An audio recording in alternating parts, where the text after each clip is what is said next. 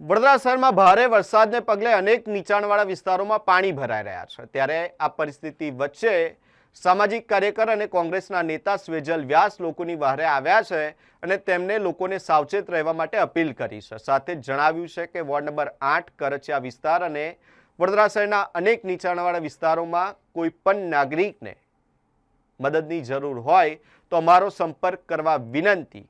આવા મેસેજ સાથે તેમને લોકોને સાવચેત રહેવા માટેની અપીલ કરી છે। નમસ્કાર વડોદરા, રાત્રે 1:20 થઈ છે। ઘણા બધા વિસ્તારોમાં આવા નીચાણવાળા વિસ્તારો છે કે જ્યાં પાણી ભરાયા છે અને એ પાણી એટલા બધા ભરાયા છે કે લોકોને ઘણી બધી મુશ્કેલીઓનો સામનો કરવો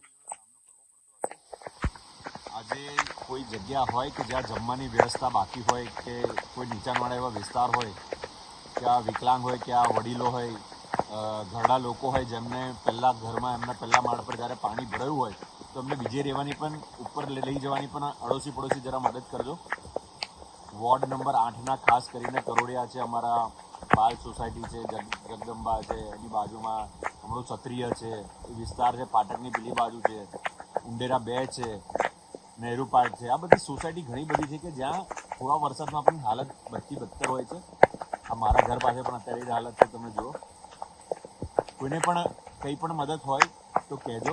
રાત્રે 1 વાગે 2 વાગે 4 વાગે 5 વાગે કંઈ પણ અડધી રાત્રે પણ કંઈ કામ હોય, દવા હોય કાં તો કંઈક મદદની જરૂર હોય તો બેઝિઝક ફોન કરજો। જ્યાં સ્લમ વિસ્તાર છે કે જ્યાં ઝૂંપડીઓ છે કે જ્યાં જમવાનાની વ્યવસ્થા કદાચ ના થઈ રોજિંદુ કમાતા હોય લોકોને તો એ પણ જાણ કરજો, અમે જમવાની વ્યવસ્થા કરીશું। અને ખાસ કરીને વિસ્તારના લોકો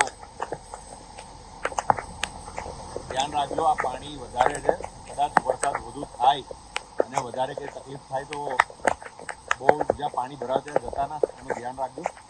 નેતાઓ ચૂંટાયેલા તો અત્યારે ઘરે ઊંઘી ગયા હશે, એનું તો ઇલેક્શન પતી ગયું છે, ઇલેક્શનમાં જ દેખાશે, પણ આપણે અમારા જેવા લોકો કાયમ રહ્યા છે અને કાયમ તમારી સાથે રહીશું। અડધી રાત્રે પણ કંઈક જરૂર હોય તો એ કહેજો અને આ વરસાદમાં ખાસ ધ્યાન રાખજો। કામ વગર ઘરની બહાર ના નીકળશો, બસ